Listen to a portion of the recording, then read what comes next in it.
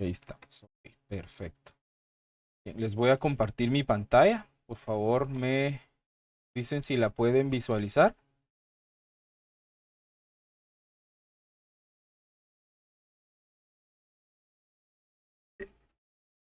¿Se logra ver la pantalla? Sí, licenciado. Bien. Entonces, nos habíamos quedado en qué tema.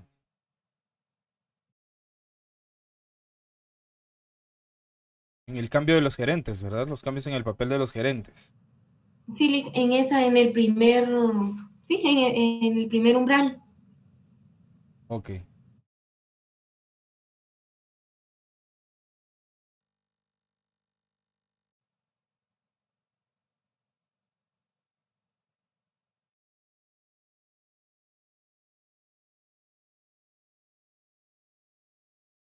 Ok. ¿Habíamos explicado ya el tema del cambio en el papel de los gerentes? ¿O ahí es donde nos habíamos quedado?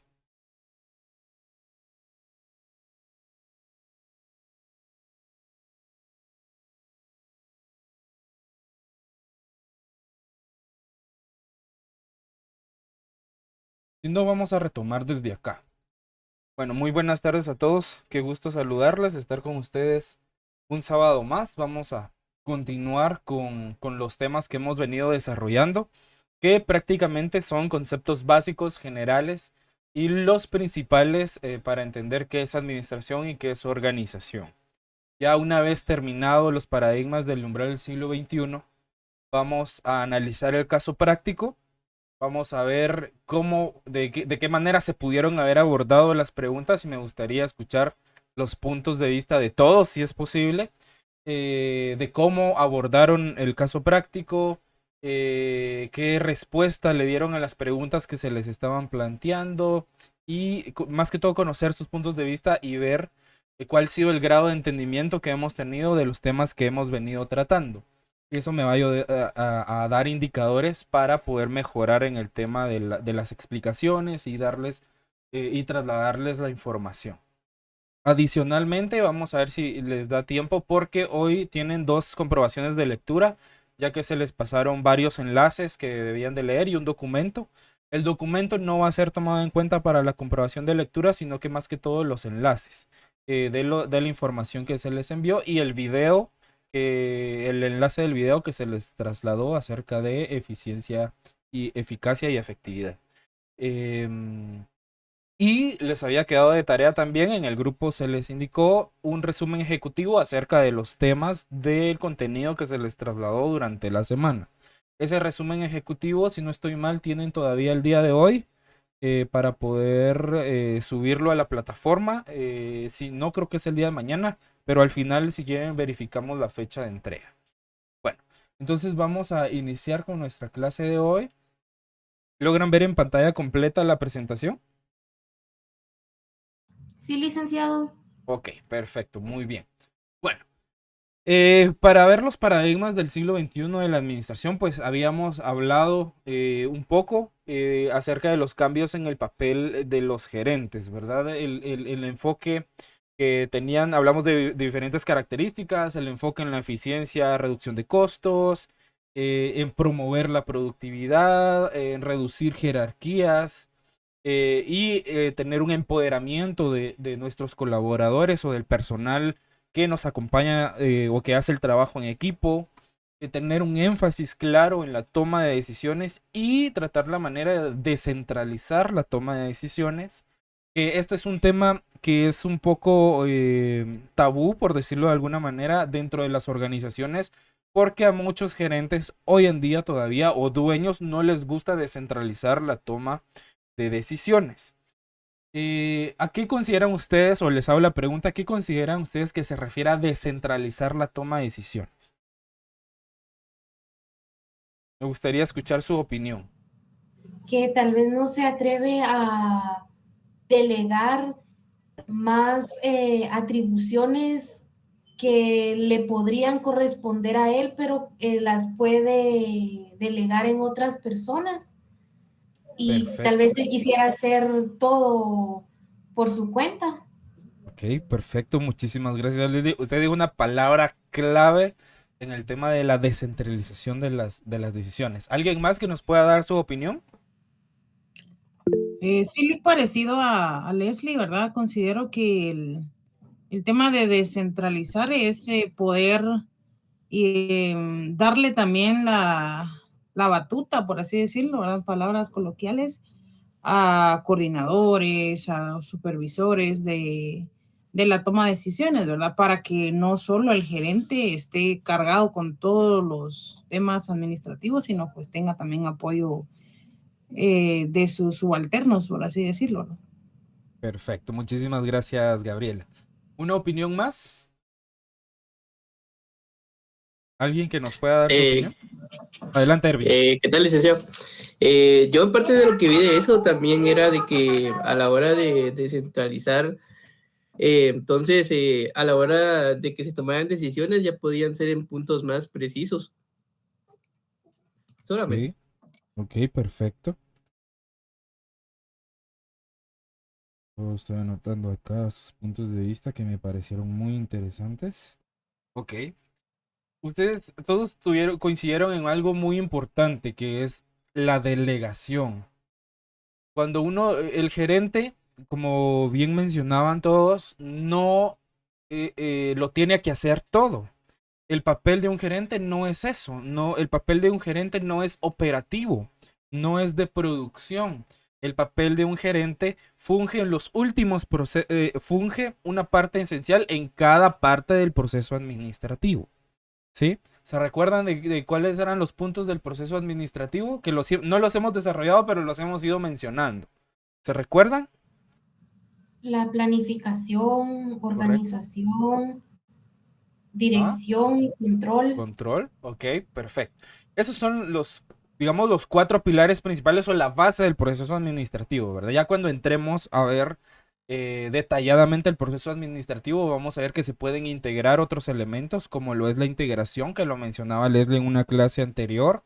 Y se pueden integrar el tema del liderazgo, entre otros factores, ¿verdad? Ahí va a depender de cómo el administrador o el gobierno corporativo de la empresa visualiza la organización y qué es lo que quiere, si tiene claras sus metas, sus objetivos, hasta dónde quiere ir y hasta dónde quiere llegar.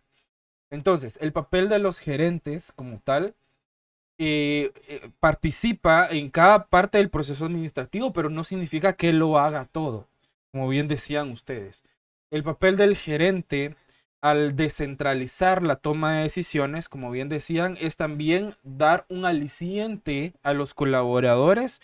Es decirles, ok, yo confío en tu capacidad, yo confío en tu conocimiento, yo confío en tu experiencia para poder tomar las decisiones en el caso. ¿Por qué? Porque yo no estoy llevando la operación, por ejemplo, en el departamento contable, que en mi experiencia es en el departamento donde más les cuesta a los gerentes poder delegar la toma de decisiones. ¿Por qué? Porque el departamento contable es un departamento muy delicado. No digo que todos los demás departamentos que puedan existir en una empresa no sean importantes, pero en el departamento contable, por ejemplo, se ve el tema de nóminas, ¿verdad? Que si a mí se me va un botonazo, le puedo pagar de más o de menos a un colaborador y ya es un problema. El tema de los impuestos, que es un tema muy delicado, que hay que tener mucho orden, hay que ser muy minuciosos en el tema de los registros contables para el tema de declaración de impuestos. Entonces, el delegar la toma de decisiones, como por ejemplo, si ingreso una factura, si la tomo como un gasto o como un costo, o si esta factura no es un gasto deducible, o si esta factura no fue pagada con dinero en la empresa, o hay cierta deuda y se tiene que tomar una decisión en que se tiene que pagar o se tiene que negociar algún acuerdo con el proveedor para poder pagarle, entre muchas otras cosas, ¿verdad? Entonces, al delegar la responsabilidad, porque eso también tiene mucho que ver en que los gerentes no quieren, o tal vez los colaboradores también no quieren asumir la responsabilidad de tomar decisiones. Pero, como hablábamos anteriormente en otros temas, el que el gerente vaya identificando pequeños líderes, ¿recuerdan de la imagen que hablamos del liderazgo? eh, ir identificando pequeños líderes dentro de los departamentos nos va a ayudar como gerentes o como cabezas de equipo a poder identificar a esas personas que nos pueden ayudar a ser coordinadores, a ser jefes de equipo, y que tengan un papel importante dentro del equipo y dentro de la organización, que sientan que su voz es escuchada y también eso sirve como motivación, ¿verdad? Em, por ejemplo, en algún momento, en otra universidad donde tengo la oportunidad de dar clases, se delega, por ejemplo, a un auxiliar de cátedra, que en caso de que el docente titular no pueda o por algún contratiempo o algún compromiso que no pueda mover para dar la clase, pues el auxiliar toma esa posición, ¿verdad? Y eso ayuda a empoderar y también ayuda a que vayan adquiriendo experiencia en el campo, ¿verdad? Por ejemplo, si yo a alguien operativo, yo le empiezo a delegar otras atribuciones que tengan un mayor grado de responsabilidad, le empiezo a enseñar, lo empiezo a motivar. Eso ya es un aliciente, es una motivación y sobre todo ese tipo de actitudes y aptitudes en un gerente tienen un impacto muy positivo dentro de las organizaciones y en los colaboradores donde se deposita esa confianza. Porque también hay que decir que no en cualquier persona se puede descentralizar o se puede delegar la toma de decisiones.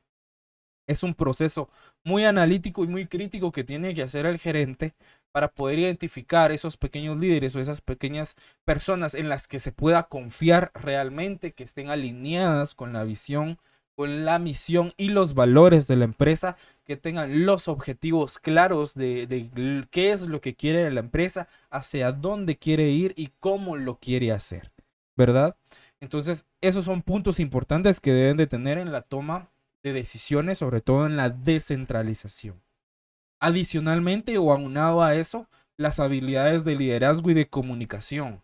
El gerente debe tener la capacidad de comunicar las cosas de manera asertiva, ¿verdad? Porque una cosa es dar una orden, ¿verdad? Tajante y con otro tipo de actitudes que poder utilizar adjetivos como necesito apoyo, ¿verdad? Necesito ayuda, hagamos, ¿verdad? Vamos, o les muestro y después ustedes pueden continuar, entre otras cuestiones, ¿verdad?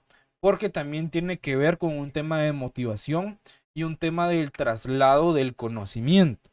Porque es verdad, el gerente debe tener la capacidad de conocer todos los procesos que se llevan dentro de la organización, tanto operativos, administrativos y productivos, si fuera el caso.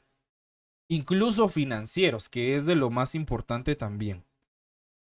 Ahora bien, la gestión efectiva de equipos es esencial en un entorno laboral que es muy cambiante. No necesariamente con las leyes ordinarias del país, sino que en cuestiones de competitividad y en cuestiones de habilidades blandas que deben de tener el personal a cargo de un equipo o que conforma un equipo, cambia constantemente, sobre todo en el tema tecnológico, ¿verdad?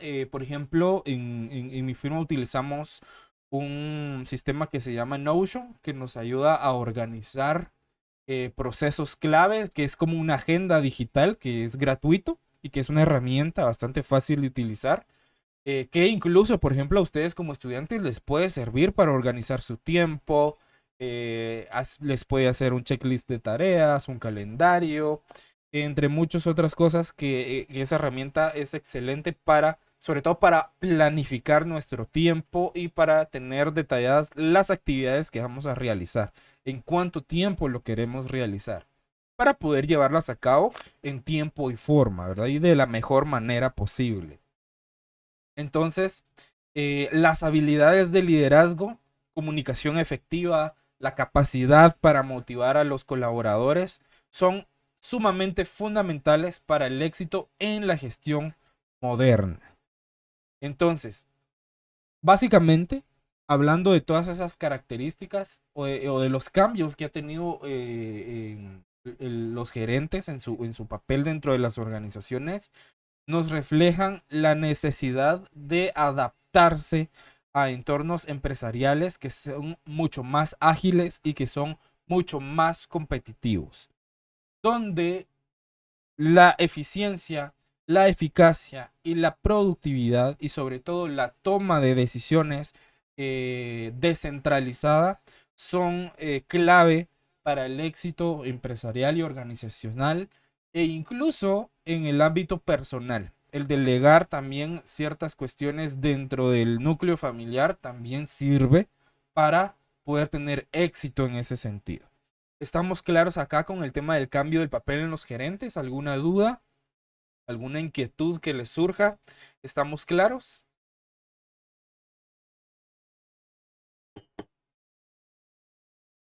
¿Todo claro, licenciado? Ok. El segundo paradigma es el tema de la competitividad.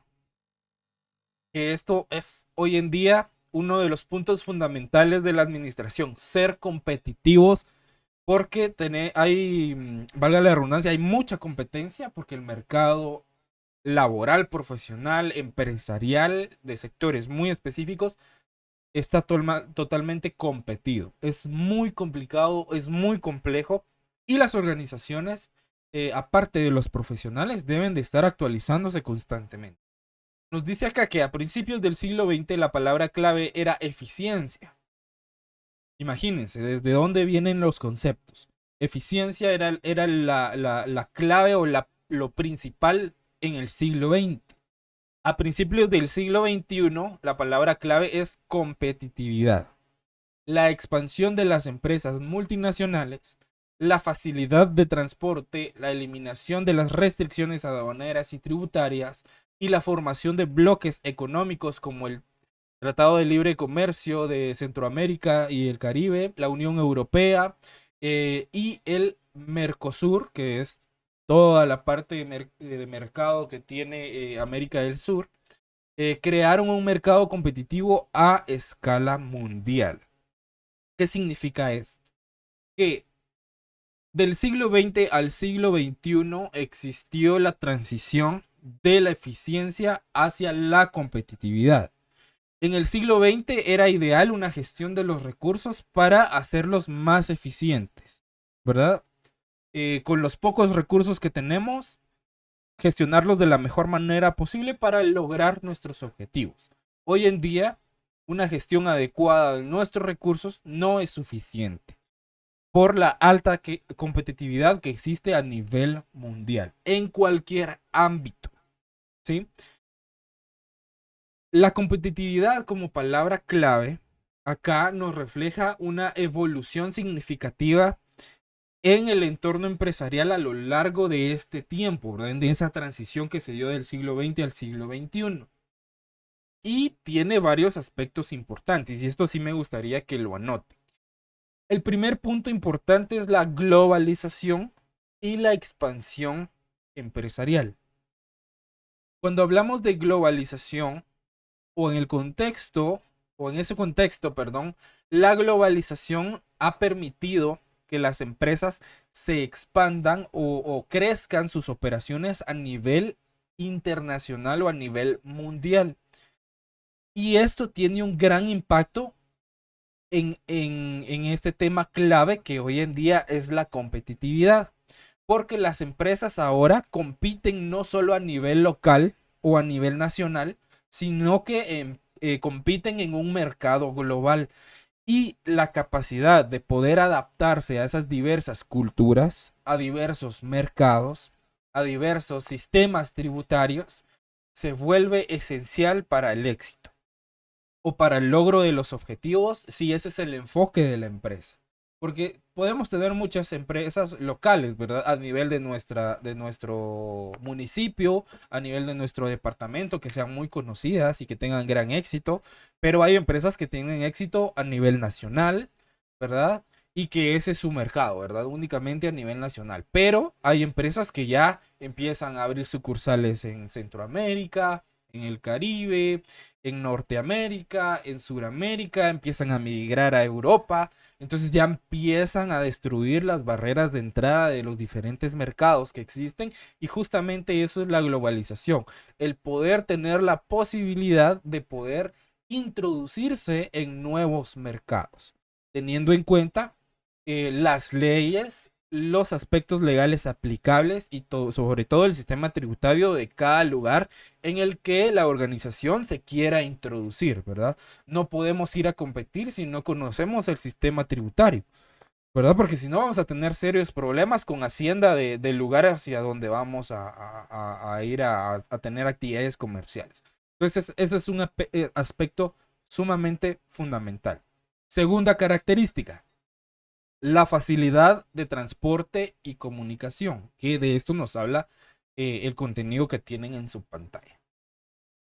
O en el contexto de la facilidad del transporte y comunicación, los avances que han existido en el tema de transporte y comunicación, pues han reducido barreras geográficas.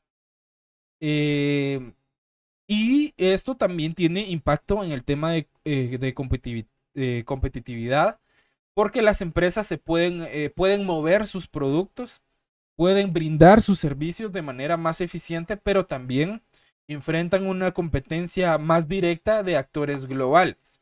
Por ejemplo, yo puedo trasladar mi servicio o puedo ir a dar mi servicio a otros departamentos de nuestro país. O, por ejemplo, en el caso de las firmas contables, ¿verdad? O algunas otras empresas de consultoría, pueden brindar sus servicios fuera del país, ¿verdad? Media vez estén debidamente acreditados y certificados para poder hacerlo.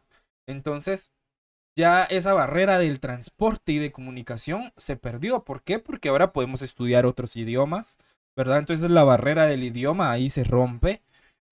Podemos tomar un vuelo e irnos hacia otro país para poder ejercer, que ahí también la barrera del transporte se rompe. Pues podemos trasladar en vehículos hacia otros lugares de nuestro país para poder brindar nuestros servicios. Se rompe la barrera del transporte.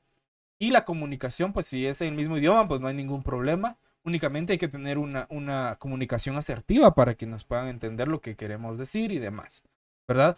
Pero ese es otro punto importante que vino a resaltar esta característica de la competitividad.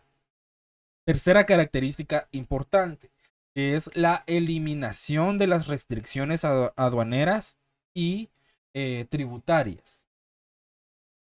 En este contexto, la eliminación de esas barreras comerciales facilita el intercambio de bienes y servicios, ¿sí? Que esto también tiene un impacto en la competitividad, porque las empresas o las organizaciones o las entidades de cualquier tipo pueden acceder a mercados más amplios, ¿sí? Pueden acceder a mercados mucho más amplios, pero también enfrentan la competencia de productos y servicios en el extranjero o productos extranjeros en su propio mercado.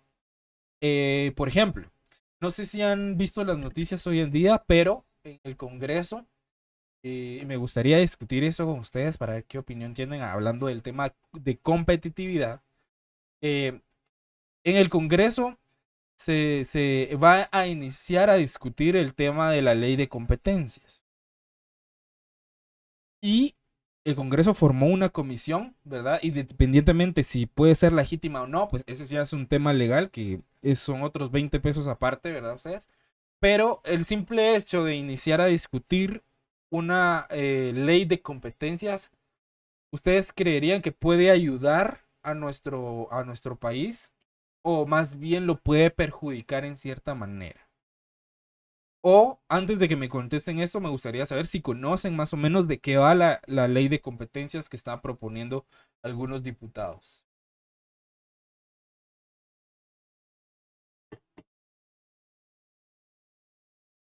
¿No? ¿No habían escuchado hablar de la ley de competencias?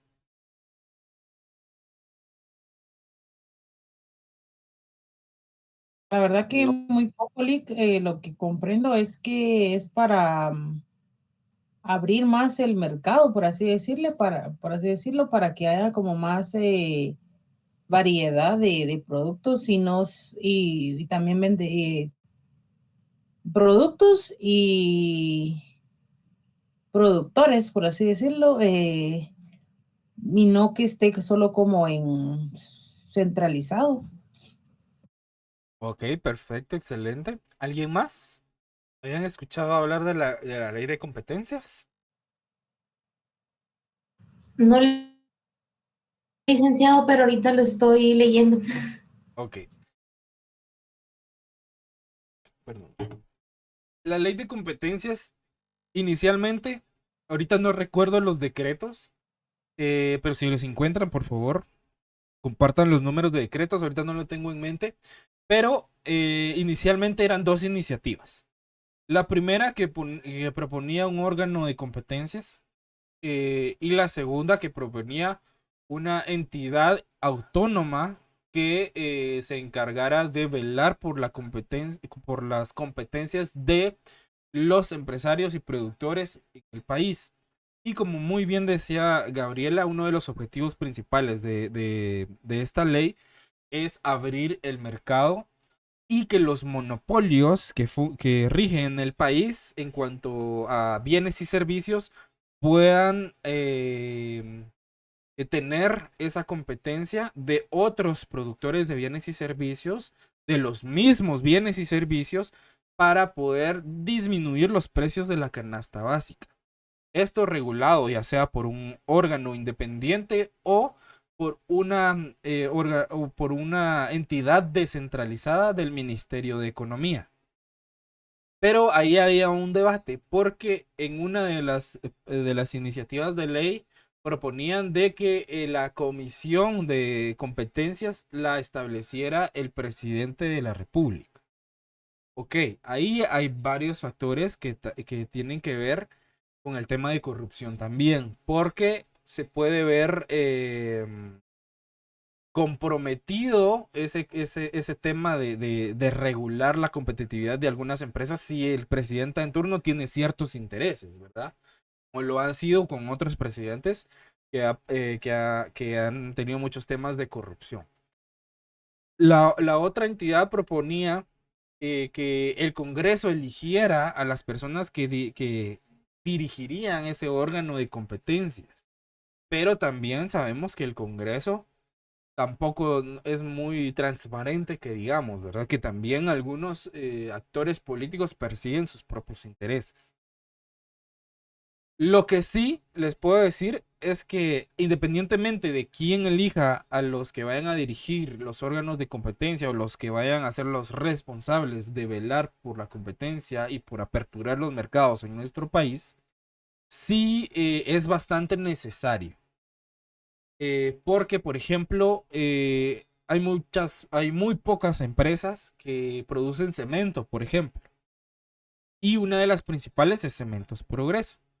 Pero lo que no muchos saben es que las otras productoras más o menos conocidas de cemento también son propiedad de Cementos Progreso. Entonces realmente no existe una competencia, ¿verdad?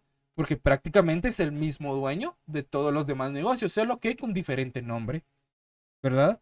Entonces prácticamente es como tener varios tipos de ingreso, ¿verdad? De un mismo bien o servicio. Entonces, ¿qué es lo que va a hacer la ley de competencias? ¿Ok?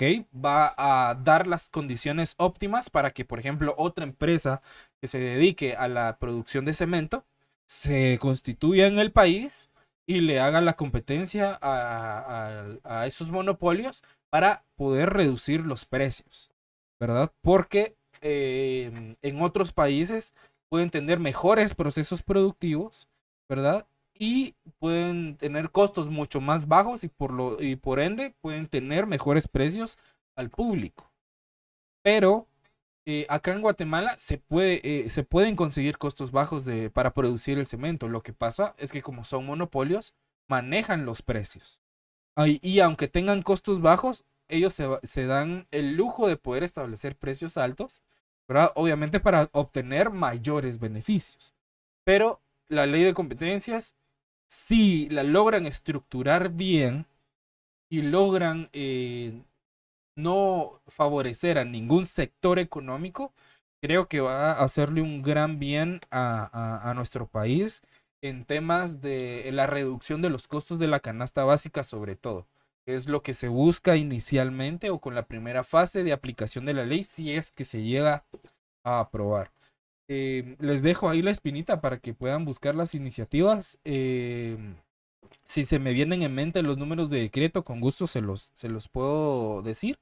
Pero si alguien ya los investigó por ahí, pues los puede poner en el chat.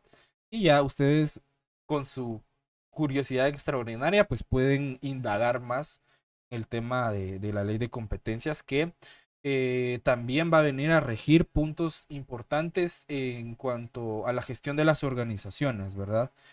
Porque se va a aumentar el tema de la competitividad. em, con diferentes empresas, sobre todo extranjeras. La ley 5074, si no estoy mal, puso el SDI, ¿verdad? Esa es una. Esa es una, pero hay una más reciente, que es 6004, si no estoy mal.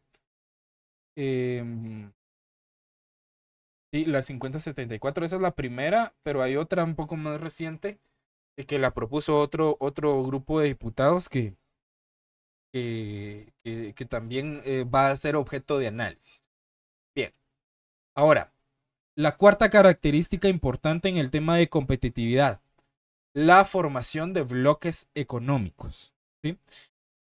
En la formación de bloques económicos o en la creación de bloques económicos va a promover la cooperación y el comercio entre países o entre diferentes países.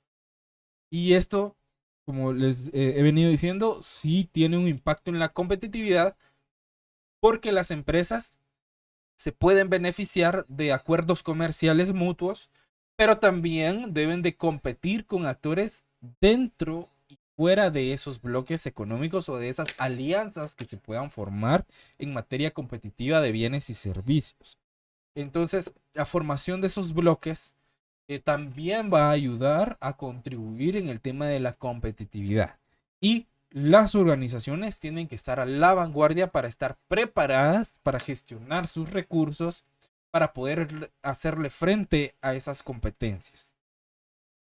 La quinta característica es el desarrollo de acuerdos comerciales. En el contexto de acuerdos como el Tratado de Libre Comercio de Centroamérica, de la Unión Europea y el Mercosur, como se le conoce, estos buscan fortalecer una integración económica, porque las empresas pueden aprovechar oportunidades de mercado, pero también pueden enfrentar la competencia de empresas que se benefician de esos acuerdos. Entonces, es como una doble jugada ahí, ¿verdad? Que hay que tener bastante cuidado y hay que conocer específicamente a qué acuerdos se llegan de manera internacional, cómo están estructurados, cuáles son los estatutos que se establecen, qué se puede hacer y qué no se puede hacer, para ir jugando con eso y poder obtener beneficios a nivel internacional a través de esos acuerdos comerciales. Por ejemplo, el TLCAN, que es el Tratado de Libre Comercio de, de América del Norte. Este principalmente fue un acuerdo entre Canadá, México y Estados Unidos, que, si no mal recuerdo, entró en vigor en el año de 1993-1994. Y este tratado lo que buscaba era eliminar las barreras arancelarias y promover el libre comercio entre esos tres países. ¿A qué me refiero con las barreras arancelarias?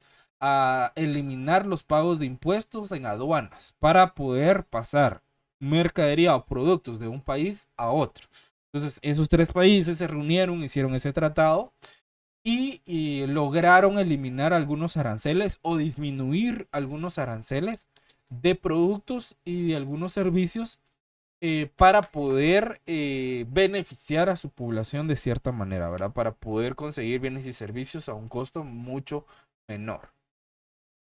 Y algunos aspectos clave de ese tratado, el principal era la eliminación de algunos aranceles, porque eliminó de manera gradual algunos impuestos de una amplia gama de bienes y servicios entre esos tres países y les ayudó a fomentar un flujo más libre de mercancías entre esos tres países. Otro punto importante de ese tratado fue que existió una cooperación económica bastante fuerte, porque además del comercio, este tratado abordó cuestiones relacionadas con inversión, con temas de propiedad intelectual y alguna resolución de algunas disputas comerciales entre empresas interesadas en que no se llevara a cabo ese tratado de libre comercio. También ayudó a fortalecer las cadenas de suministro porque este acuerdo contribuyó al desarrollo de esas cadenas de suministro que fueran de manera regional, donde las empresas o empresas de esos tres países colaboraban en conjunto y de manera muy estrecha en la producción de bienes, ¿verdad? Por ejemplo, uno se encargaba de conseguir la materia prima, otro la transformaba, otro la distribuía y así sucesivamente entre esos tres países. También tuvo un impacto muy significativo en el tema de empleo. Em, Tuvo un impacto significativo también en el tema de empleo que generó algunos debates sobre el impacto que este tuvo en esa materia, porque algunos trataban de argumentar que la deslocalización, como le llamaban ellos en su momento, de ciertas industrias podía afectar los trabajos en determinadas regiones.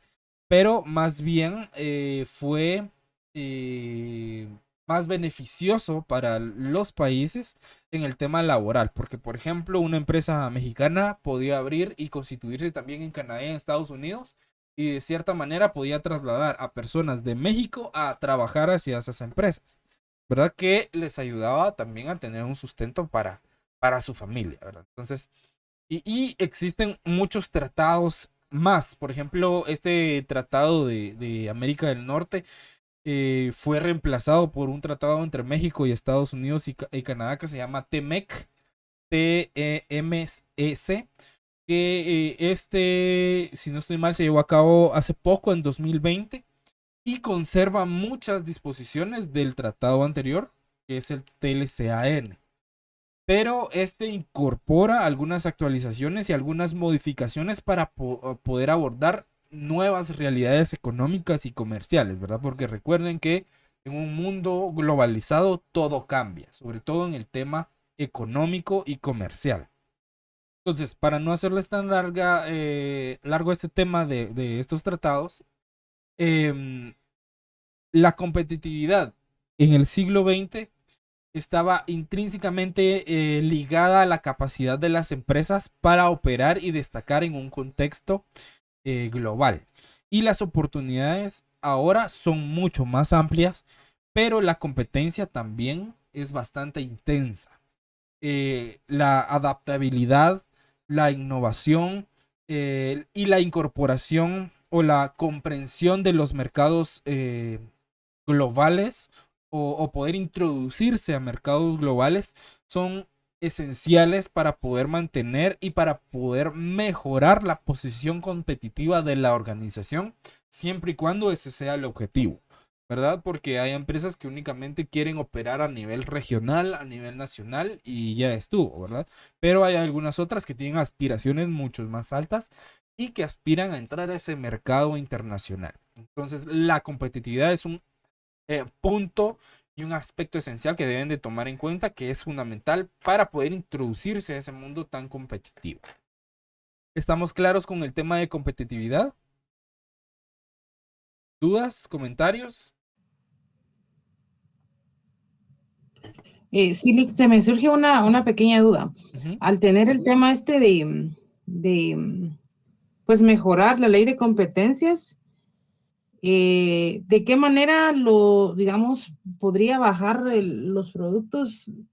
O sea, esta gente, las personas, ¿no lo venderían al mismo precio que ya están en el mercado? ¿O por qué mejoraría en ese aspecto el valor o el costo? Ok. Por ejemplo, le voy a poner un ejemplo. No recuerdo el nombre de las empresas, Hubo un caso muy particular. En el tiempo del presidente Alfonso Portillo, eh, como todos saben, la cervecería centroamericana, ¿verdad? Es la total dueña del mercado de licor en el país y de algunos otros productos. Si no estoy mal, en el periodo entre Berché y Colón y parte del presidente Portillo, le dieron paso y le dieron entrada a otra cervecería brasileña, que era Cerveza Brava, que cuando esta empresa empezó a hacer su producción aquí en Guatemala, las ventas de cervecería centroamericana se vinieron abajo considerablemente. ¿Por qué? Porque, por ejemplo, para ellos una lata de cerveza podía valer, ¿qué? 10 quetzales. Pero esta otra empresa la daba a 5 quetzales. Porque tenían procesos productivos más eficientes. Y tenían costos mucho más bajos.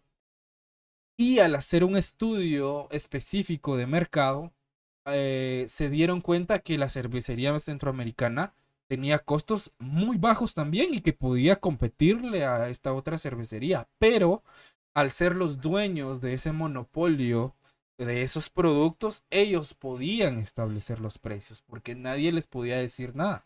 Porque las otras empresas que se dedicaban a vender esos productos también pertenecían a ellos mismos. Entonces los precios los manejaban ellos.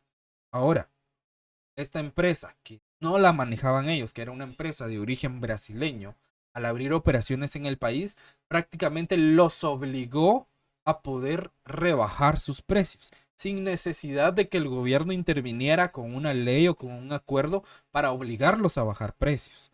¿Me explico? Sino que simplemente con darle entrada a otra empresa que ellos no pudieran manejar ni controlar, y que obviamente ellos tuvieran la certeza de que podía ofrecer precios mucho más bajos, eso obligaría a los demás que están en el mismo sector económico a reducir y bajar sus precios y que ahí sí que la gente pudiera decidir qué producto compra. ¿Me explico? Sí, sí, correcto. ¿Sí, Juan? Sí, Lick, con lo que usted estaba mencionando ahí también, recuerdo que mi papá me había contado anteriormente que, por ejemplo, también quiso entrar el Cementos Cruz Azul, que es de Correcto. México. Entonces, y dice que vino a un mejor precio y ya todos estaban comprando ese cemento. Entonces, y Cementos Progreso eso ya no le gustó, ¿va? Porque vieron que este cemento Cruz Azul era de buena calidad y un precio menor. Entonces, no sé qué fue lo que pasó, pero hicieron todo lo posible para que esa compañía mexicana regresara otra vez y no vender esos productos aquí en Guatemala. Correcto. Una de las cosas que pasó en ese caso, por ejemplo, fue que Cementos Progreso empezó a abrir otras empresas con otros nombres y empezó a vender productos con otra marca, pero de ellos mismos, con precios mucho más bajos. Hasta el momento, hasta el punto en que Cementos Cruz Azul ya no pudo competir con esos precios.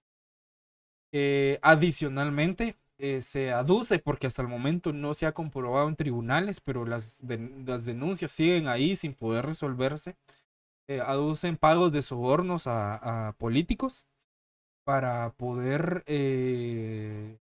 revocar el permiso que tenía esta empresa para poder operar en el país.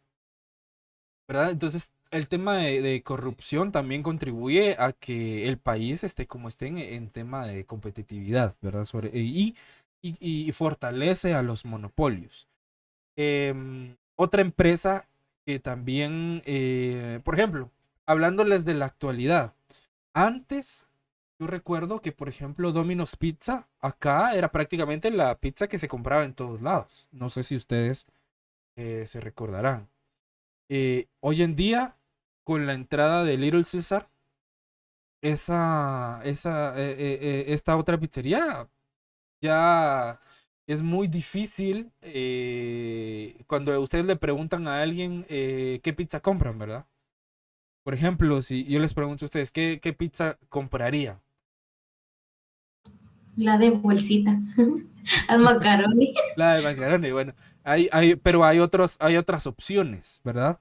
Y eso tiene tema de la Sí, seguro competitividad. la ley César. Sí, ¿verdad? Por ejemplo, si nos ponemos a comparar precios, una pizza ¿cuánto vale una Domino's Pizza? 50, 60 quetzales. Una 60, normalita, 60. 60 quetzales. Y una de Little Caesar, ¿cuánto cuesta? 40. Imagínense, ustedes no preferirían comprar mejor dos pizzas de Little Caesar a comprar una de Domino's, ¿verdad? Por el tema de la cuestión económica.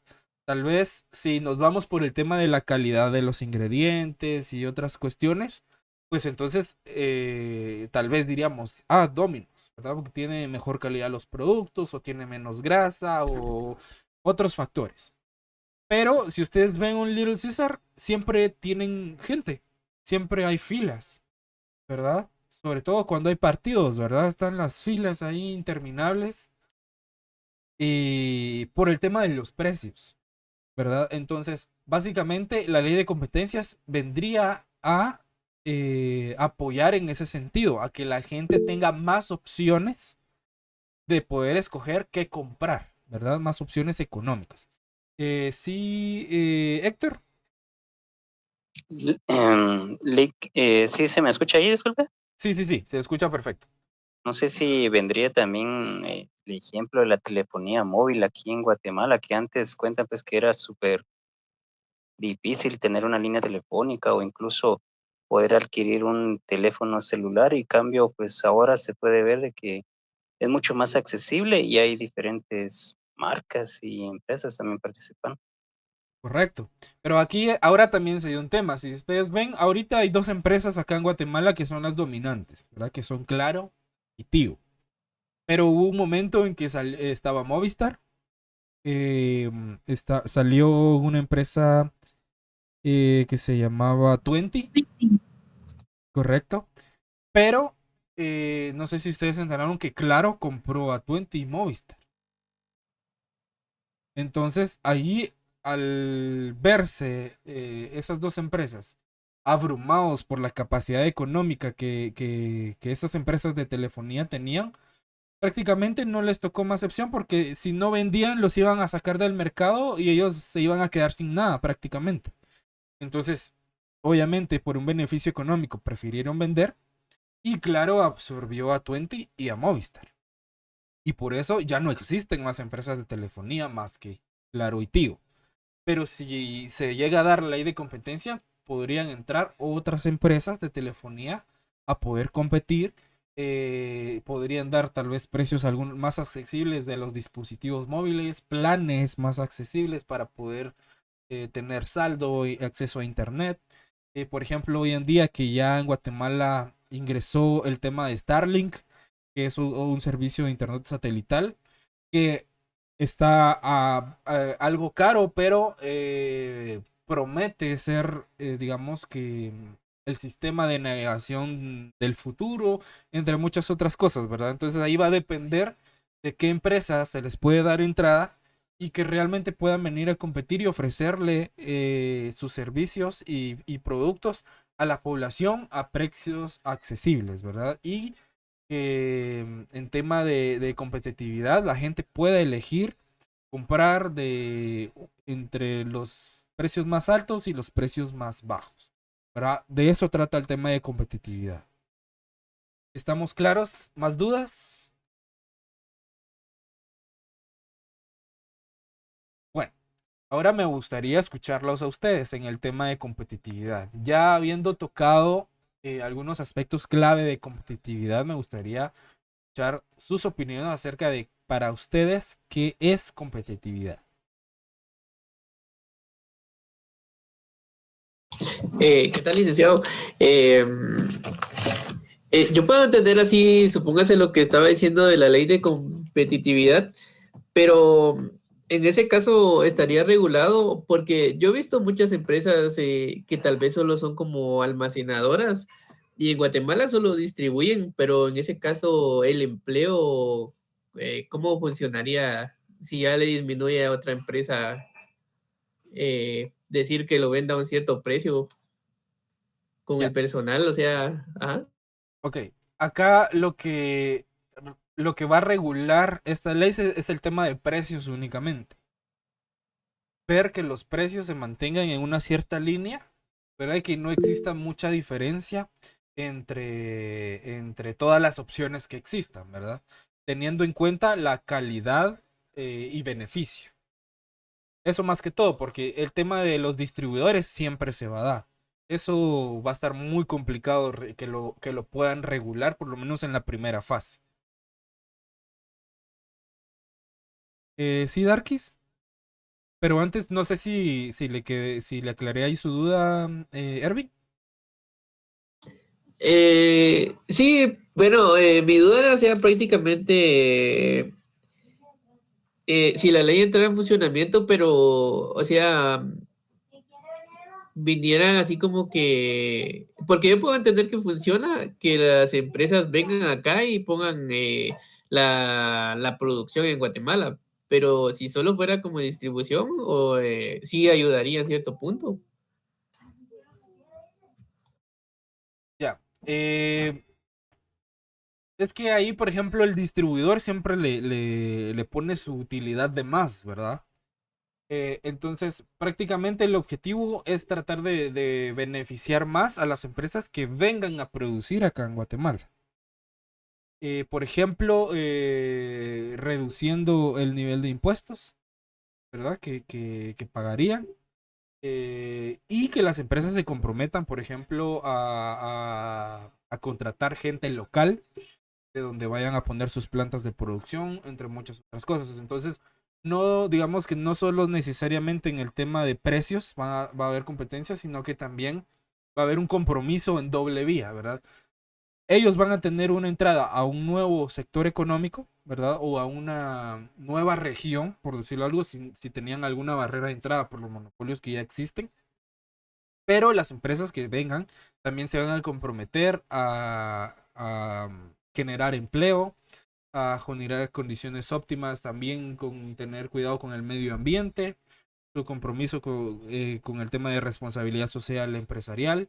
Van a tener beneficios como por ejemplo algunas que puedan ser exoneradas de algún impuesto o de algún arancel para traer sus productos.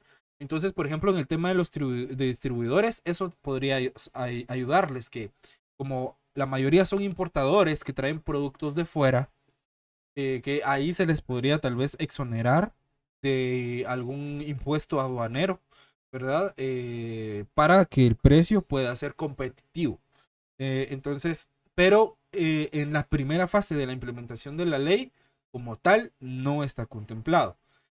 Es el tema de los distribuidores, si no estoy mal, en la 6004, si no estoy mal, creo que es el segundo decreto de la ley de competencias, había una parte contemplada con el tema de distribución, pero a como está planteado, no es funcional, porque lo que buscan es crear un nuevo impuesto para el tema de los distribuidores, ¿verdad? Que ellos tengan un régimen propio de tributación, pero considero que eso no sería atractivo para los empresarios que se dedican a ese ámbito. Entonces sí habría que analizar muchos más aspectos, pero en tentativa la reducción de aranceles o la eliminación del pago de algunos impuestos sí podría ayudar a reducir el tema de costos para distribuidores. Entonces, no sé si ahí logro resolver su duda. Sí, licenciado, ya ahí estamos. Gracias. Ok. Luego había levantado la mano Darkis. Sí, gracias. Yo quería consultarle, licenciado, en este caso de que se apruebe esta ley, sí va a haber un beneficio para los consumidores porque podemos encontrar un precio más bajo, pero no sé, yo lo veo así de que va a haber menos trabajo para las personas que ya estaban laborando, digamos, en la otra empresa, en la competencia, por decirlo así. Porque yo conozco una empresa que, pues, o sea, anteriormente no tenía competencia. Entonces, como usted decía, ¿verdad? O sea, ellos colocaban sus propios precios. Luego vino la competencia, entonces empezó a disminuir el trabajo y empezaron a despedir personal. Entonces, por eso le consultaba. O sea, que sí va a haber beneficio para los consumidores, pero para los trabajadores va a disminuir. ¿O cómo sería en este Sí, caso? eso lo debe de regular la ley de competencias, porque en los dos decretos principales no se contempla el tema laboral, ¿verdad? Porque tal vez en cursos más adelante de administración o en el tema de administración financiera van a ver que uno de los puntos principales para reducir costos en las empresas es disminuir al personal. Es a lo primero que se recurre para poder rebajar costos. Entonces, sí es algo contraproducente que la ley no contemple el tema laboral. Pero, según la comisión que están formando ahora, la conformaron para analizar todos esos temas. Hay una entrevista, si no estoy mal, no sé si, no recuerdo si es de radio, yo la escuché en un audio, donde el diputado que va a presidir o que preside la comisión también están trabajando en una propuesta como bloque oficialista para mejorar el tema de las competencias, teniendo en cuenta el tema de la seguridad laboral, que sería un punto súper importante para que las empresas que se vean amenazadas con la nueva competencia no recurran al despido de personal para reducir costos, ¿verdad? Porque, ¿por qué pasa eso? Porque no quieren sacrificar su margen de ganancia. No quieren buscar a otros proveedores que les den las materias primas más baratas para poder reducir costos, sino que lo primero que recurren es a disminuir el personal. Pero buscan lagunas legales para poder hacerlo y de que el personal o los colaboradores no puedan reclamar, digamos, un despido injustificado, por ejemplo, que no puedan reclamar pago de indemnización, entre otras cuestiones a las que el trabajador tendría derecho en dado caso es despedido. ¿Qué estrategia utilizan ahora las empresas? Pedir factura para que los trabajadores facturen su servicio, ¿verdad? Pero también el Congreso ha venido, se ha visto que ha tenido una evolución y el año pasado aprobaron un decreto donde eso ya se tipificaba como un delito porque es una simulación de relación laboral. El que un empleado dé una factura por su servicio y, por ejemplo, ya lleva un año trabajando de esa manera o 6 meses trabajando de esa manera, con todos esos comprobantes de pago, el Ministerio de Trabajo o un juzgado de trabajo ya puede decir que ahí existe una relación laboral. Entonces, como tal, esa figura de facturar por servicio ya no debería existir, porque ya es una figura para poder evitarse la responsabilidad de que en caso yo despida al colaborador, ya no le pago indemnización, no le pago prestaciones laborales y demás, ¿verdad? No, que únicamente yo lo puedo despedir cuando yo quiera porque me está facturando el servicio. Entonces, se ha venido, digamos, como que han venido trabajando. Hay algunas leyes que tardan más que otras en poder procesarse, pero sí ha existido algún avance. Entonces, estas dos leyes, como les indicaba, no contemplan el tema de seguridad laboral, pero según lo que indica el bloque oficialista, sí lo va a contemplar o sí lo debe contemplar la nueva propuesta que ellos van a realizar, ¿verdad? No sé si haya claro su duda, Darkis. Sí, Lick, muchas gracias. Bien, entonces muchas gracias por su participación. Solo les quiero dejar con esta definición de competitividad que nos da Michael Porter, que es que la competitividad, según este autor, se refiere a la capacidad de una entidad para crear y mantener ventajas que le permiten destacar en su entorno económico. ¿Sí, Leslie? Perdón, licenciado, yo también quería Claro, diga. dar mi punto de vista de, o qué es lo que yo entiendo por competitividad. Y bueno, es que a mí bueno, lo anoté porque es que siempre se me olvida, pero yo tengo que, una persona, en este caso competitiva, es que tenga las habilidades para poder desempeñarse, que tenga las habilidades técnicas, el conocimiento para cumplir con los objetivos de manera eficaz. Ok, perfecto. Como por ejemplo acá tenemos competitividad en diferentes ámbitos, ¿verdad? Una cosa es cuando hablamos competitividad en las personas y otra es cuando hablamos de competitividad en las empresas.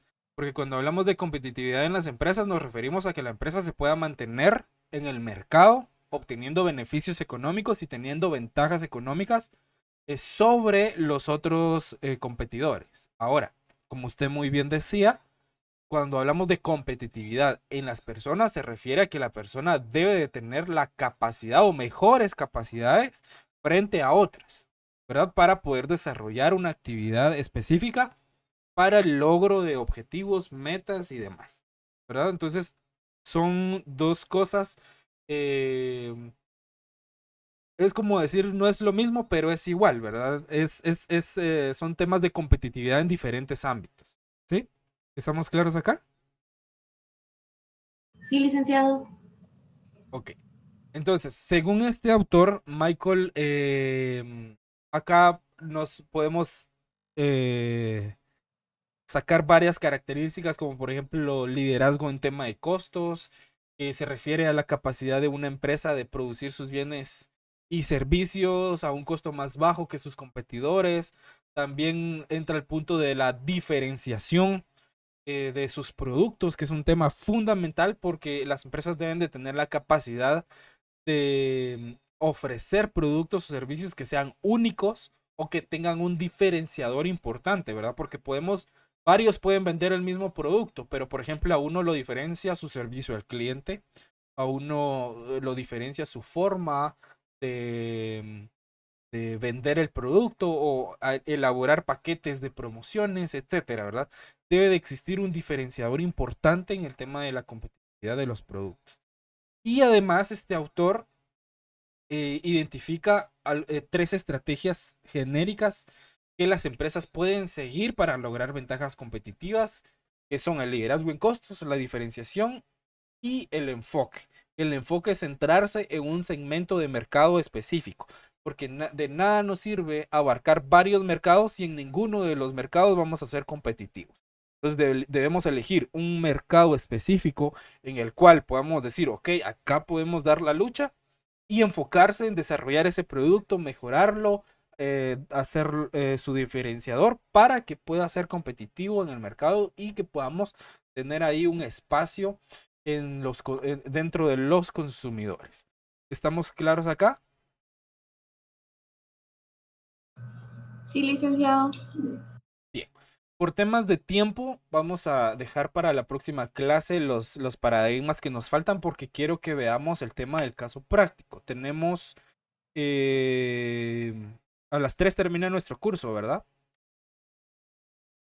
Sí, correcto. Sí, licenciado. Entonces tendríamos 20 minutos a partir de ahora para poder discutir el caso práctico. Entonces, esto lo podemos desarrollar rapidito en el próximo, al inicio de la próxima clase, porque sí me interesa ver el tema del caso práctico, de cómo ustedes lo han abordado. Entonces, por favor, voy a necesitar de su apoyo para que alguien me pueda ayudar a poder leer el caso práctico.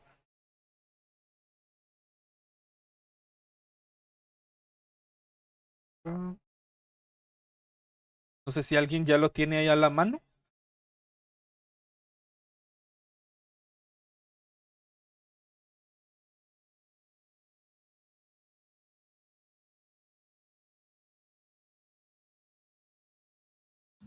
Sí, licenciado. Por favor, Leslie, Sí, muchísimas gracias. muy bien, a fin de cuentas, ¿quién manda aquí?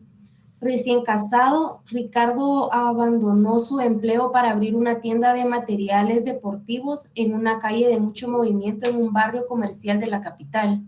La empresa creció rápidamente. En pocos años, Ricardo abrió filiales de la tienda y compró una pequeña fábrica para producir sus propios uniformes deportivos. La fábrica se convirtió en un negocio muy lucrativo porque Ricardo se volvió proveedor de otras tiendas independientes, de cadenas de tienda de material deportivo y de diversos equipos. Cerca de 10 años después de haber comenzado, Ricardo abandonó el comercio para dedicarse por completo a la industria.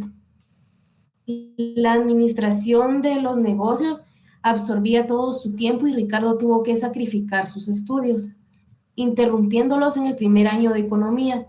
Sin embargo, sus 2 hijos, Sergio y Alberto, fueron educados desde pequeños para asumir las riendas de la empresa. Cuando eran adolescentes, su padre los involucró en los negocios. Ambos se formaron en la administración y Ricardo se las arregló para que tuvieran prácticas en el exterior. Alrededor de 25 años después de haber empezado, Ricardo era el propietario de un gran negocio de uniformes deportivos, que ahora tenía un nuevo tipo de clientes, otros fabricantes de materiales deportivos que le compraban para vender con su propia marca. Diversos proveedores competían por los mismos clientes. Sergio y Alberto administraban la empresa, ahora estabilizada. Se dedicaban en especial a las actividades de marketing y finanzas. Ricardo se concentraba en las decisiones de producción y elección de productos, además de los contactos con los clientes grandes y tradicionales. No obstante, ya no era necesario que dedicara tanto tiempo como antes. Todo funcionaba relativamente bien para Ricardo y sus competidores antes de la era de la globalización. Cuando llegaron las grandes empresas multinacionales de material deportivo, la competencia se volvió extremadamente exasperante. Al contar con un gran poder adquisitivo, proveedores de bajo costo y agresivas ofertas de patrocinios para los equipos deportivos, y al estar en extremo preocupadas por la competitividad, esas firmas comenzaron a moldear el mercado de acuerdo con sus intereses. Ese movimiento coincidió con la evolución de la tecnología en las fibras para telares, que la empresa de Ricardo compraba a los proveedores multinacionales. Ricardo se vio obligado a hacer grandes innovaciones en su parque industrial a fin de seguir el ritmo de la tecnología y los nuevos patrones creados para la apertura del mercado. Al exigir grandes inversiones, esas innovaciones lo obligaron a buscar un financiamiento, lo que dejó a la empresa en una situación financiera muy delicada. A finales de la década de 1990, gran parte de los ingresos estaban comprometidos con el pago de intereses. La crisis económica y el fortalecimiento del dólar contribuyeron a que la situación fuera todavía más difícil en el mercado interno, aunque había facilitado la exportación que la empresa hacía a pequeña escala. Durante los últimos 5 años, las relaciones entre Ricardo y sus 2 hijos se volvieron tensas. Para desaliento de Alice, la madre del resto de la familia, al ver cómo se deteriora la empresa, Sergio y Alberto pretenden que su padre abandone los negocios y que deje la empresa en sus manos, alegando que estudiaron y se prepararon profesionalmente para administrarla y que la época del padre ya pasó. Ricardo ha tenido serios conflictos con sus hijos por este motivo. Tras muchas discusiones, Alberto, el hijo mayor, lo convenció de explorar otros mercados, desarrolló nuevos productos y se convirtió en proveedor de otro tipo de clientes que venden ropa de marca en los centros comerciales. Ese mercado parece tener un gran potencial. El éxito animó a Alberto, que ahora cree tener un argumento fuerte para discutir con su padre. Para evitar que el conflicto sea grave, Ricardo estuvo de acuerdo en encargarse de abastecimiento de materias primas y de la producción. Sin embargo, no logra dejar de ocuparse del desarrollo de productos, ventas, finanzas y administración general de la empresa, que los 2 hijos se disputan con él. Hace poco tuvieron una seria discusión debido a la propuesta que los hijos hicieron de contratar a un consultor de administración. Con frecuencia, Ricardo se pregunta, a fin de cuentas, ¿quién debe mandar aquí? ¿Yo que creé este negocio gracias al cual mis hijos nacieron y crecieron, o ellos. Ellos alegan que estudiaron administración y están más preparados que yo para resolver los problemas de la empresa. Incluso dicen que mi experiencia ya no vale nada hoy en día. No quiero agravar el conflicto, pero tampoco quiero abandonar la compañía por completo. Y que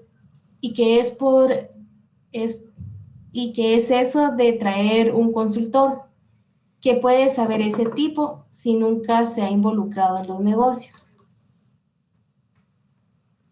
Ok. Muchísimas gracias, Leslie. Si se dan cuenta, es como una historia de empresarial, ¿verdad? Que viene de menos a más. Que llegó un momento en que llegó competencia, lo obligó prácticamente a cambiar sus métodos de producción, lo obligó a tecnificarse, a introducir tecnología en su forma de producir. Pero esos grandes cambios, porque según la historia se quería como que resistir al cambio, lo dejó en una posición económica y financiera bastante complicada para seguir funcionando. Lo cual acá también, aparte del conflicto empresarial, involucra un conflicto familiar, porque es una empresa familiar en la cual el padre involucró a sus 2 hijos para que en el momento de que él falte, pues ellos puedan hacerse cargo del negocio y lo puedan seguir creciendo, seguir operando y demás. Pero don Ricardo sigue teniendo anuencia a resistirse a los cambios. También los hijos tienen una gran parte por no tener una comunicación asertiva con el padre, ¿verdad? Al conocerlo, su forma de ser y demás. Creo que la situación la tuvieron que abordar de otra manera. Pero me gustaría escuchar sus opiniones acerca de la primera pregunta. ¿Y qué fue lo que ustedes tomaron en cuenta para poder resolver? La primera pregunta nos dice cuáles son las causas principales del conflicto entre Ricardo y sus hijos. ¿Alguien que nos quiera dar su punto de vista de qué fue lo que consideró que fue la causa principal del problema?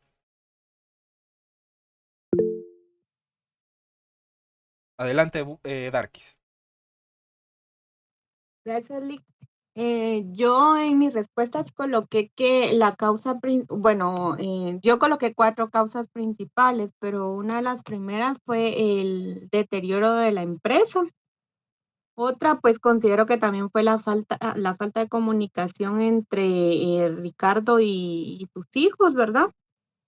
Y la falta de organización y también el trabajo en equipo. Para mí esas fueron las principales causas. Ok, perfecto. ¿Alguien más?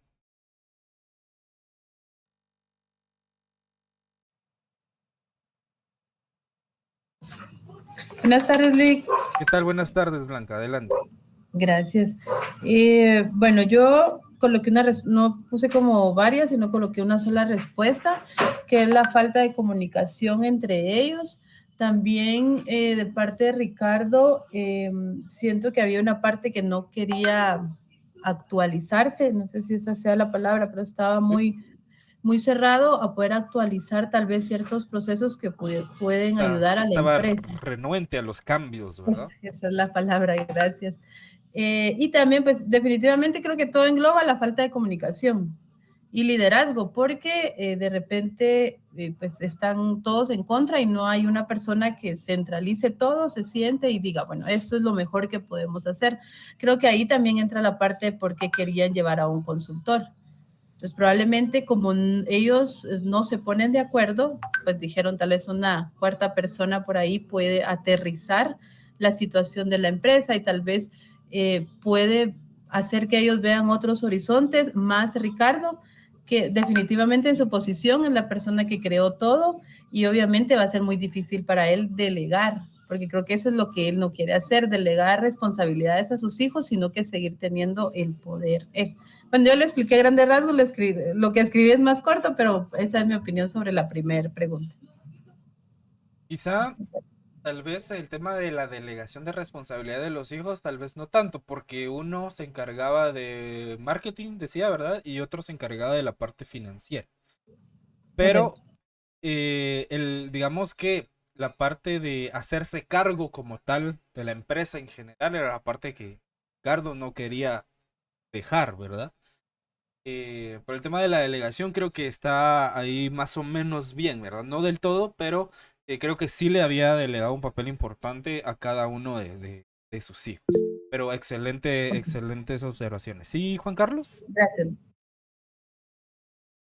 Sí, gracias, Lick. Yo lo que pude identificar fue que tal vez con lo que leí, que el conflicto que tenían ellos era que ellos querían que el papá abandonara los negocios y que dejara la empresa. Y que ellos alegaban también que ellos estudiaron y se prepararon para poder administrar y que la época del papá ya había pasado. Ya. Algo imprudente también de los hijos, ¿verdad? No considerando, digamos, que el esfuerzo que el papá también había hecho por crear ese negocio, ¿verdad? Porque el papá ya los empezó a involucrar con un negocio ya establecido prácticamente, ¿verdad? Entonces aquí hay varios aspectos. ¿Una opinión más? ¿Alguien que se quiera animar a darnos una opinión más que consideró en esta primera pregunta?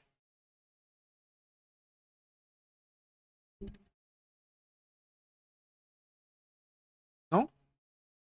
Bueno, les voy a decir qué es lo que considero yo que fue la causa principal del conflicto. Y podemos debatirlo, ¿verdad? Porque acá no, digamos, no hay una respuesta exacta porque todos tenemos diferentes puntos de vista. Pero cuando yo veo esta pregunta y se evalúa el caso y me preguntan cuáles son las causas principales entre el conflicto que tiene Ricardo con sus hijos, primero, el conflicto entre Ricardo y sus hijos surge principalmente por una transición generacional a particular punto de vista. Y también a la diversificación que la empresa o a la que la empresa se vio obligada a entrar. Mientras que don Ricardo ve su experiencia, ve su dedicación como aspectos fundamentales dentro del negocio, sus hijos, especialmente Alberto, sienten o dan a entender que su formación académica y su visión moderna, ¿verdad? A través de las herramientas que la carrera da, son más adecuadas para poder dirigir la empresa en un entorno cambiante y que ahora es sumamente competitivo. ¿Qué dicen ustedes? ¿Están de acuerdo? ¿No están de acuerdo? Si están de acuerdo, pues me gustaría que me dijeran por qué. Si no están de acuerdo, me gustaría que me dijeran por qué. Y vamos viendo, ¿verdad? ¿Qué piensan ustedes? Yo considero que sí, definitivamente la preparación de ellos le puede dar otro giro a la empresa, porque es como un nuevo aire, es como cuando implementan, no sé, nuevos programas, nuevas cosas a una empresa, definitivamente sí le va a dar otra perspectiva y probablemente sea algo para bien. Tal vez aquí el tema, y ya viéndolo así, pues debatido es más fácil porque de repente uno pone una respuesta muy plana, pero viéndolo así, definitivamente tal vez aquí el tema fue cómo lo plantearon ellos al papá. Tal vez no fue la manera de decirle, o sea, lo tuyo ya no es, sino que planteárselo así, que sería pues nuevos aires para la empresa, incluso se podría expandir, podría crecer, ver otros mercados. Entonces probablemente por ahí siento yo que hubiera podido ser mejor planteado para él y él hubiera podido acceder. Ok, muchísimas gracias. ¿Alguien más que quiera opinar acerca de esa respuesta? Si está de acuerdo, si no está de acuerdo. Acá, este caso práctico principalmente está diseñado para que lo podamos debatir, ¿verdad? No significa que yo tenga la respuesta absoluta, ¿verdad? Sino que es para que todos podamos aportar a la resolución del conflicto que se está presentando. ¿Sí? ¿Alguien más? ¿Alguien que no esté de acuerdo con la respuesta que les di? ¿Que considera que el problema o la causa del problema fue otra?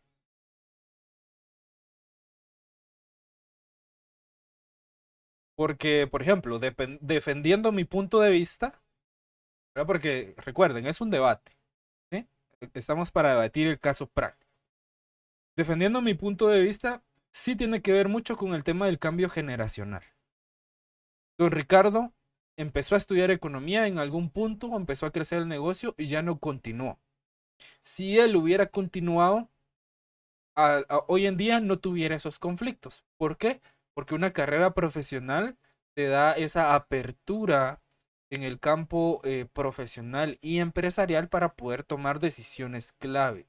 Que sí fue una decisión importante poder involucrar a sus hijos para que empezaran a conocer los procesos de la empresa y demás, delegarles responsabilidades como la gerencia de marketing y la gerencia financiera, que son dos puestos muy importantes, pero también la limitación que él tenía basándose únicamente en la experiencia no lo dejaban ver más allá. Él posiblemente tenía sueños, tenía aspiraciones, pero sin una formación profesional o sin un apoyo técnico profesional, esas aspiraciones a veces no van a ningún lado o no llegan a ningún lado. ¿Por qué?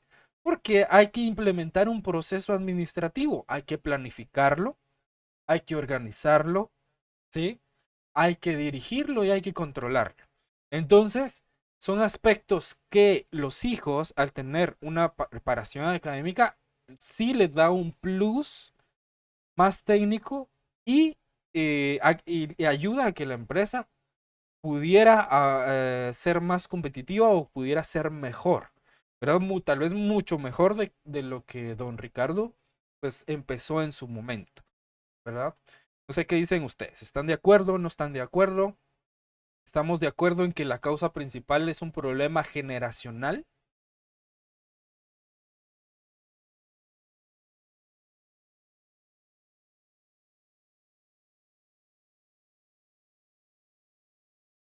Si no, adelante, Gabriel. Considero que parte de la problemática sí es eso, pero por ejemplo yo quisiera compartir un poquito de lo que puse en mi respuesta, que también es el tema de no haber visualizado hacia el futuro, ¿verdad? Él sí sabía que tenía pues hijos y que en algún momento iban a ser parte de la empresa, ¿verdad? Creo que tuvo que haber hecho una planificación a futuro de cómo iba a hacer las sucesiones, ¿verdad? En algún momento, ¿verdad? Cuando ellos ya tuvieran la capacidad y la experiencia y el conocimiento, es natural la reacción de ellos, el querer ser los líderes, ¿verdad? Quizás no fue de la forma adecuada, pero sí debió de haber una visión a futuro, la cual don Ricardo no la tomó en cuenta, ¿verdad? Y cuando llegó el momento, pues ya era como tenerlo muy encima, ¿verdad? Entonces, pues en mi caso, también es parte de lo que debería de hacer las empresas o los empresarios, tener una visión a, a futuro, ¿verdad? De cómo quiere o cómo proyecta su empresa, teniendo en cuenta que hay sucesiones en el transcurso del tiempo, ¿verdad? Esa sería mi opinión también acerca de la problemática. Ok, perfecto. Y sí, ¿verdad? Pero como les digo, don Ricardo pues tenía el limitante que era que únicamente se basaba en su experiencia. Y realmente cuando se tiene una preparación técnica profesional, uno, aparte de la visión, ¿verdad? La carrera pues le da herramientas para poder estructurar una planificación adecuada, cosa que don Ricardo en su momento no tenía. Entonces únicamente la visión era de que de alguna manera quería involucrar a sus hijos, pero al final como que no supo qué hacer, ¿verdad? Qué decisión tomar, si de verdad los iba a involucrar más o los iba a dejar en el punto que los involucró. ¿Verdad? Que es parte de lo que causa el problema también, ¿verdad? Porque los hijos al ser ya profesionales, pues querían seguir avanzando dentro del negocio familiar. ¿Sí? ¿Alguna otra opinión más? No solo eso, licenciado, yo considero que pues en su debido momento también, cuando es negocio familiar, no solo se hace para un momento, sino para más adelante. Y tal vez lo que quería hacer Ricardo no era en sí no dárselo, sino en su debido momento. Correcto, excelente. Gracias, Paola. Lick, Perfecto. perdón. Y es que lo que sucede también es de que, o sea, los hijos eran estudiados y ellos tenían algo de liderazgo dentro de la empresa, pero la única propuesta de ellos era que su papá se retirara, no tenían más propuestas. O sea, como poder decirle a papá de que pues ya habían investigado el mercado, o sea, supongo que pues eso también fue, también como que no ayudó. Sí, pero si se dan cuenta en el enunciado, prácticamente nos dice que Ricardo era el que tomaba todas las decisiones, ¿verdad? Entonces eso me da a entender de que tal vez si los hijos le hacían una propuesta, tal vez no la tomaba en cuenta, sino que únicamente la escuchaba y al final él tomaba la decisión que le pareciera más conveniente. ¿Me explico? Entonces Bueno, eso sí. hay bastantes características que se deben de tomar en cuenta, pero me gustan mucho sus opiniones, el enfoque que le están dando. Y digamos que prácticamente llegamos a un consenso, ¿verdad? De varios puntos que son la causa principal del conflicto entre don Ricardo y sus hijos. Bueno, yo por mí me quedo mucho más tiempo porque este caso está bastante interesante. Con esa poca información que tenemos podemos sacar muchas conjeturas para poder debatir el caso práctico, ¿verdad? Por tema de tiempo,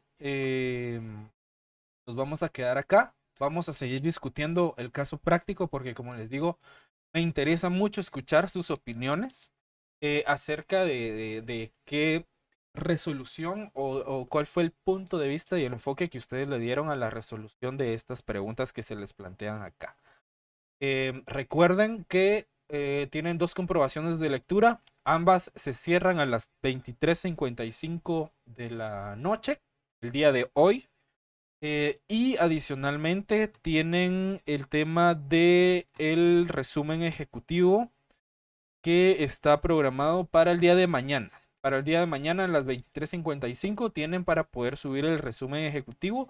Ya la actividad ya está en la plataforma. Las actividades de las comprobaciones de lectura 2 y 3 ya están activas.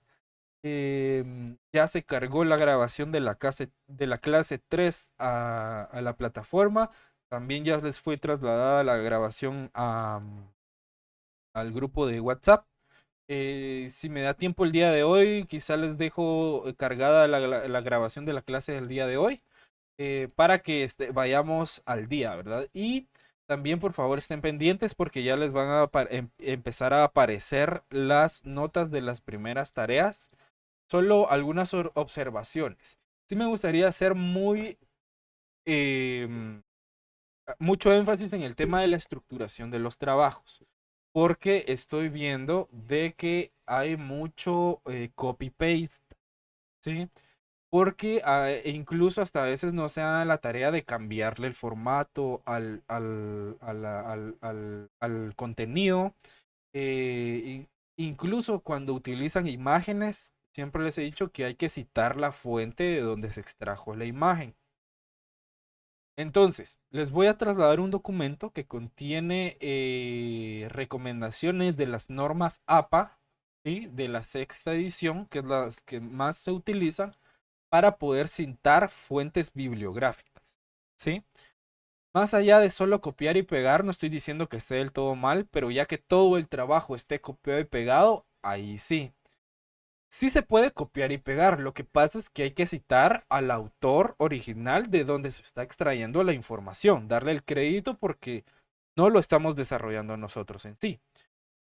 La idea del copiado y pegado es de que nosotros extraigamos un párrafo de algo, ¿sí? De un libro, de un artículo de internet, de alguna página en concreto, citemos la fuente, pero hagamos un análisis de ese contenido que estamos citando o que basemos nuestro desarrollo de investigación en ese contenido para reforzar nuestra investigación, no solo para basarnos únicamente en lo que otro ya desarrolló. ¿Me explico?